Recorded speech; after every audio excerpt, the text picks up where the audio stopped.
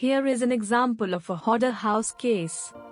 One day, we received a call from the owner of a rental property.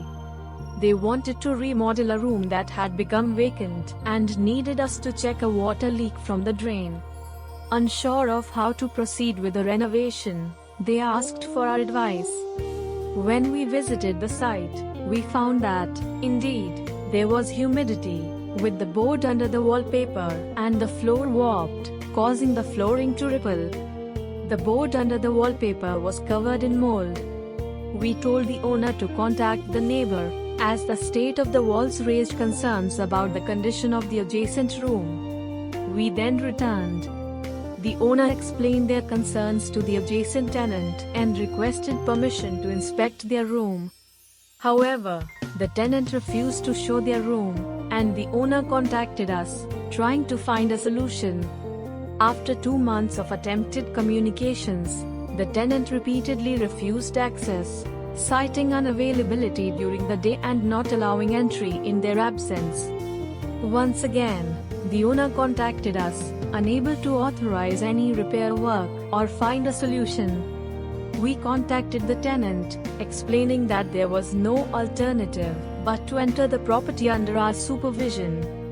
Faced with this choice, they reluctantly agreed. As we reached the property, the tenant greeted us at the entrance and informed us, "To be honest, the room is cluttered with trash." Even with this warning, we explained that it was necessary to inspect the cause of the adjacent room's water leak and asked for entry. Upon entering, we found that the mold on the walls was not due to water leakage but the moisture from garbage, which caused mold to develop on the walls of the adjacent vacant room. With the cause identified, the issue extended beyond engaging a contractor. Fixing the moldy walls in the vacant room required addressing the walls of the occupied adjacent room as well to properly renovate. Before repairing these, the garbage needed to be dealt with first. The tenant, citing cost concerns, offered to clean the room themselves and asked the owner for 1 month. The owner reluctantly agreed, based on this promise. However, upon inspection a month later, only half of the mess had been tidied. When the tenant requested another week, they were unable to justify how they could accomplish in 1 week what they hadn't in a month. This was clearly an excuse to delay, without any actual solution. We explained this to the tenant, pointing out that prolonging the issue would only worsen their situation. We told them, "Do you realize that the longer the delay, the more you tighten the noose around your neck, and for the owner, the delay reduces the rental income from the next potential tenant." In consideration of these costs, hiring professionals would have been much cheaper. Following this, we proceeded to hire a contractor to clear the mess. In this case, how much do you think the total cost was?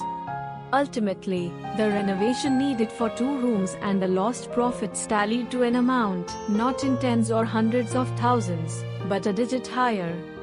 This sum totaled more than 2 years of the tenant's rent.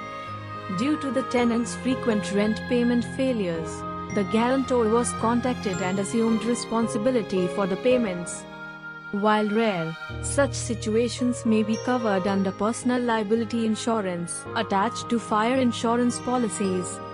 However, such coverage only extends to damages impacting others, excluding one's own room. It's beneficial to be aware of this boundary. This concludes our presentation of this case.